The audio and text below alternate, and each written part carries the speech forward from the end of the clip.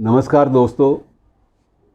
दोस्तों कई चीज़ें बड़ी दिलचस्प होती हैं। बेशक वो आज की बात हो, लेकिन उसकी जो जानकारी है इतनी दिलचस्प होती है कि आपको बांध लेती है। इन दिनों में चर्चा में है गलवान घाटी। ये वही घाटी है जहाँ पर कुछ दिन पहले झड़प हुई और चीनी सैनिकों के बीच में, चाइनीज़ लिबरेशन आर्मी बोलते हैं उसको, वो चीनी आर्मी चाइनीज़ आर्मी नहीं बोलते, चाइनीज़ लिबरेशन आर्मी के नाम से, और हमारे भारतीय जवानों के बीच में। और वो उस युद्ध में, अब आज के एटमी युग में, उस युद्ध में लाठियों से, पत्थरों से लड़ाई लड़ी गई और उसमें शहादत हमारे 20 जवानों ने पाई। उनमें कर्नल बाबू जैसा ब्रेव एक सीओ भी शामिल था और बहुत सारे अन्य ऑफिसर्स भी थे। और इतना ही, लगभग इससे 2 गुना ज़्यादा कहते हैं कि चाइनीज़ क्षेत्र। हालांकि वो लोग इस बारे में कुछ जानकारी ऑफिशियली नहीं देते, लेकिन बहरहाल ये उनका अपना मसला है। हम इस बारे में क्यों टीका टिप्पणी करें कि वो क्यों जानकारी नहीं देते। लेकिन जो जानकारी अधिकृत रूप से या हमारे पास जो इकट्ठी हुई, हमारे अपने सरकारी सूत्रों के द्वारा, उसके मुताबिक उनके जवान, मरने वाले जवानों में संख्या जो थी वो लगभग 2 गुना थी। मित्रों, बहुत सारे सवाल उठ रहे हैं। इन सवालों का जिक्र यहाँ करने से फ़ायदा नहीं है। सवाल ये भी उठ रहा है कि जब बंदूकें सबके कंधे पे थी तो पत्थरों से लड़ाई क्यों लड़ी गई। अब इस बात का जवाब, सवाल, ये सारी चीज़ें सियासत का हिस्सा हैं और सवाल भी उठाए गए हैं और जवाब भी दिए जा चुके हैं। बहरहाल हम मुद्दे पे आते हैं कि आज का जो मूल विषय, जिसके बारे में थोड़ी जानकारी आपसे बांटना चाहता हूँ, मूल विषय गलवान घाटी। मित्रों, ये बहुत वही घाटी है जहाँ पर भारत और चीन के मध्य में 1962 में जंग लड़ी गई थी। और उस जंग में हमें बहुत कुछ खोना पड़ा था। जवान भी हमने खोए और ज़मीन भी हमने काफ़ी हद तक खोई, और भारत अभी तक उन घावों को भूला नहीं है। संकल्प हमारी लोकसभा ने भी लिया है कि वो सारे के सारे क्षेत्र हम वापस लेंगे, लेकिन ये संकल्पों की बातें हैं। इनमें इतिहास कल को क्या रुख लेता है, कुछ नहीं कहा जा सकता। बहरहाल गलवान घाटी तक अपने आप को सीमित रखें। मित्रों, गलवान घाटी का नाम गलवान घाटी कैसे बना, ये बड़ी दिलचस्प कहानी है। और आप हैरान होंगे कि गलवान जो था वो एक मामूली परिवार का, एक ऐसे परिवार का बच्चा था जिस परिवार में 2 वक्त की रोटी जुटाना, पहाड़ पे वैसे भी जो दूरस्थ स्थान है वहाँ पर रोटी रोज़ी का जुगाड़ होता नहीं है, कई बार मुश्किल होता है बड़ा। और गलवान के परिवार की हालत ये थी कि अगर मजदूरी कहीं से मिल जाए तो 4 दिन अच्छे पूरी रोटी खा ली, और मजदूरी ना मिले तो कई दिन फाका मस्ती में गुजारने पड़ते थे। ऐसे हालात में होता यह था कि बच्चे अक्सर मजदूरी के लिए, और उन दिनों में, जब जिन दिनों की बात मैं कर रहा हूँ, गलवान का जो वक्त था वो वक्त ही ऐसा था कि हमारा देश तो पराधीन था, गुलाम था, और ब्रिटिश हुकूमत जो थी वो सारी की सारी यहाँ पर हावी थी। और उन दिनों ब्रिटिशर्स में एक विशेषता थी कि जब वो किसी भी चीज़ की रिसर्च करने जाते थे, शोध करने जाते थे, मैपिंग के लिए, नक्शे बनाने के लिए, निशानदेही के लिए जाते थे, भूगर्भ की निशानदेही के लिए, भूगोल की निशानदेही के लिए, तो वो मेहनत बड़ी करते थे और ऑन द स्पॉट जाते थे विशेषज्ञ लोग। आजकल तो घर बैठे लोग कर लेते हैं रिसर्च, लेकिन तब ये परंपरा नहीं थी। तो उस वक्त ये था कि जब भी कोई एक्सपेडिशन, कोई अभियान दल आता, उस अभियान दल का ये होता कि अभियान दल स्थानीय लड़कों को या स्थानीय युवाओं को चुनता जो उसकी मदद कर सकें, जो थोड़ा सा उसको, उसका सामान ढोने में मदद करें, और कुछ जो एलिमेंट्री जानकारी है स्थानीय स्तर की, वो जानकारी भी उनसे शेयर करें।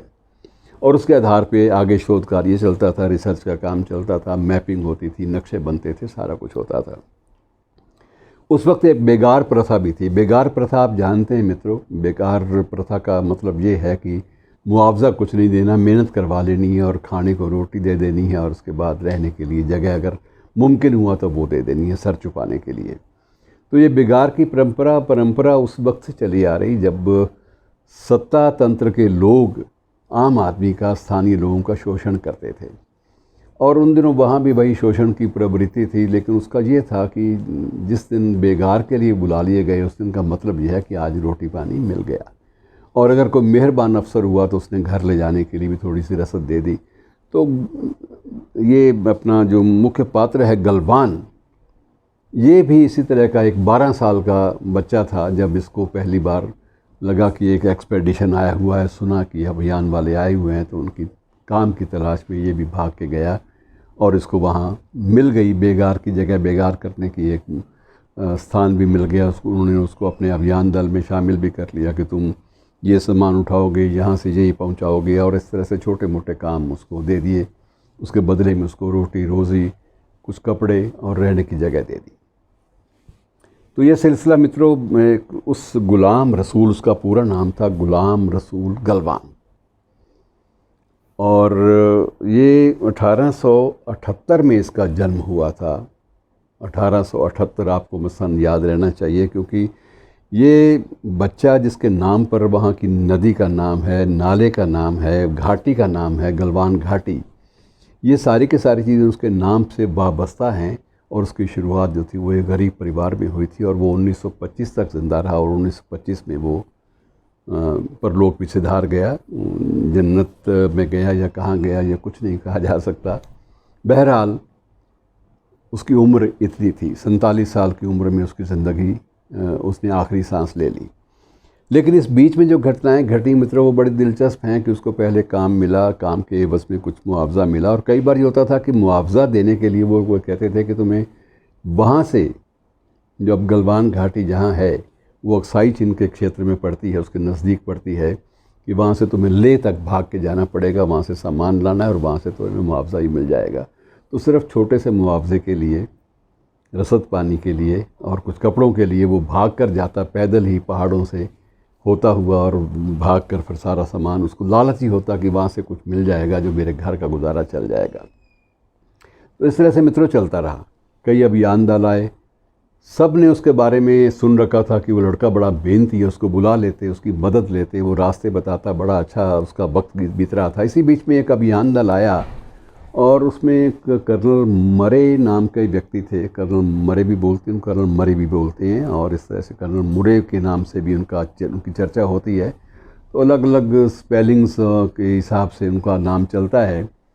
तो उस कर्नल ने भी इसको बुलाया और उसके बाद इसकी मदद ली, और उसी रिसर्च के प्रोजेक्ट में क्या हुआ, शायद वो गालिबन वहाँ की K2 पहाड़ी है, माउंट एवरेस्ट सबसे बड़ी पहाड़ी है दुनिया की, सबसे बड़ी चोटी है, और जो K2 चोटी है वो नंबर 2 पे आती है। तो K2 की जो समुद्र तल से जो ऊंचाई है उसको सही नापने के लिए एक अभियान दल आया था। उन्होंने भी इसको बुला लिया गलवान को, और उसी दौरान में क्या हुआ कि सारा का सारा दल एक बर्फीले तूफ़ान में फंस गया और रास्ता भटक गए। बेस कैंप पर रास्ता नहीं मिल रहा, और रास्ता इतना भटक गए कि अल्टीमेटली उन्होंने ज़िंदगी की आशा ही छोड़ दी कि अब लगता है किसी बर्फ़ में, इसी तूफ़ान में दफन होना पड़ेगा और कोई चारा नहीं है। और उन्होंने सारी की सारी चीज़ें जो लिखना था, कागज़ लिखने थे, पूरे करने शुरू कर दी ताकि कल को कागज़ किसी को मिले तो ये पता तो चले क्या हुआ है। बहरहाल वो सारा किस्सा ये कि वो बुरी तरह से फंस गए, और उसी बीच में गलवान उनके साथ था। तो गलवान ने कहा, साहब मैं आपको एक सेफ़ रास्ते से, छोटे से रास्ते से ले चलता हूँ, अगर आप लोग तैयार हों। उनके सामने चारा भी नहीं था। उन्होंने गलवान की बात मानी कि अगर तुम्हें वाकई पता है तो बताओ किस तरफ से रास्ता है। तो वो एक पहाड़ी उस रास्ते से ले गया जिस रास्ते पर कई बार वो अपनी भेड़ें चराने के लिए, बकरियां चराने के लिए भी आया था। तो उसको वो रास्ता मालूम था, तो उसने उस तूफ़ान के बीच में भी वो रास्ता चुना, और सारे के सारे अभियान दल को सुरक्षित वो उस नाले तक ले आया जिस नाले पर बेस कैंप था। और वो सारा का सारा अभियान दल डांस करने लगा, नाचने लगा, खुशियों के मारे बल्लियों, उसका मन जो था वो उछलने लगा कि ये तो अजीब बात हो गई। और वो सारे के सारे उसको खूब प्यार देने लगे। सब ने उसको कुछ ना कुछ उपहार दिया, और सब ने उसके सिर पे हाथ फेरा और उसको ब्लेसिंग दी और उसका शुक्रिया अदा किया। उसको 4 पैसे भी मिले। वो बहुत खुश हुआ कि चलो आज मेरी कदर पड़ी है।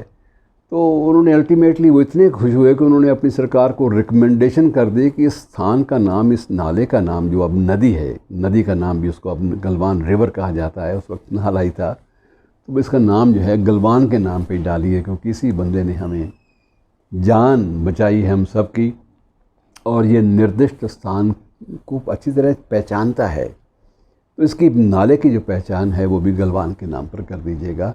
और उसके बाद उसकी जो घाटी है सारी की सारी, वैली का नाम भी गलवान वैली के नाम से। तो ग़ुलाम रसूल गलवान जो एक बहुत ही गरीब परिवार का बच्चा था, उसके नाम पर सारी चीज़ें हो गई, और मुकद्दर ने क्या देखा कि आप अंदाज़ा लगाइए कि अब उसके बच्चे पोते जो हैं वो करोड़ों की संपत्ति के मालिक हैं, इसलिए कि वो बाद में एक वहाँ टूरिज़्म का हब बन गया लद्दाख का एरिया, और वहाँ पर उन्होंने अपने कुछ होटल बना लिए और सारा खुशहाल समृद्ध परिवार, उसका परिवार समृद्ध परिवारों में से एक है। इसी बीच में छोटी सी घटना एक और घटी। अंतिम बार एक अभियान दल जिसके साथ वो था, उसमें कैथरीन नाम की युवती भी थी। उसको बड़ी प्रभावित हुई कि ये बच्चा कैसे हर बारीकी को जानता है और उसने कितने अभियान दलों का साथ दिया है। उसने इसको प्रेरणा दी कि तुम गलवान क्यों नहीं लिखते तुम। उसने कहा मुझे कोई भाषा ही नहीं आती लिखनी, मुझे तिब्बती भाषा थोड़ी बहुत आती है, थोड़ी बहुत तुर्की, थोड़ी बहुत उर्दू और थोड़ी बहुत ये जो लद्दाखी भाषा है, इनके अलावा मुझे तो कोई भाषा नहीं आती। तो कैथरीन ने उसको पहली बार कहा कि मैं तुम्हें अंग्रेज़ी सिखाती हूँ, और उसने एलिमेंट्री लेसन्स दे के इसको इस लायक बना दिया। 15-20 दिन के बाद, महीने के बाद कि ये सेंटेंसेस लिखने लगा। फिर उसने प्रेरणा दी कि तुम अपनी सारी जो कहानी है, जो जितनी भी तुमने अब तक ज़िंदगी बिताई है, इसको कलमबंद करो, तुम अपनी भाषा में करो, सिंपल भाषा में। और जब वो उसने की अपनी अंग्रेज़ी टूटी फूटी अंग्रेज़ी में, तो कैथरीन को लगा कि तो बहुत दिलचस्प डॉक्यूमेंटेशन है। तो कैथरीन ने एक पब्लिशर से संपर्क किया इंग्लैंड में और उसे रिकमेंड किया कि आप इसके थ्रू देखिए, इसको इसकी एडिटिंग करवा लीजिए किसी से, और ये बड़ा एक विलक्षण डॉक्यूमेंट साबित हो सकती है। और उस किताब का नाम भी गुलाम रसूल ने खुद रखा था, गलवान ने, the servant of the sahibs. अब उसमें एक कॉलोनियल औपनिवेशिक एक दास्ता का भाव था। अगर दास्ता का भाव ना होता तो वो नाम कुछ और रखता, लेकिन उसने बड़ी विनम्रता और शालीनता के साथ कि मैं तो ये साहब लोगों की बदौलत ये कर पाया हूँ, तो उसने सारी चीज़ें उनके नाम कर दी और ख़ुद को वही एक मामूली आदमी के रूप में प्रस्तुत किया, the servant of the sahibs. और वो किताब इतनी ज़्यादा मकबूल हुई, 3-4 बार जब उसकी एडिटिंग हो गई भाषा की, तो उसके बाद वो छपी और उससे तहलका मच गया। उस इलाके की जानकारी, जो माइन्यूटेस्ट जानकारी थी, वो गलवान ही दे पाया और उसको प्रामाणिक माना गया, उसको सही माना गया, और ये माना गया कि इस क्षेत्र में कोई भी अभियान दल आएगा तो उसको ये किताब ज़रूर पढ़नी पड़ेगी। ये कंपलसरी हो गई, टेक्स्ट बुक की शक्ल में वो स्वीकार कर ली गई और प्रेस्क्राइब कर दी गई कि अगर कोई भी जाना चाहता अभियान दल तो इसको पढ़ के जाए, उसको रास्ते बारीकी जो है, बारीकी रास्तों की वो मालूम हो जाएगी।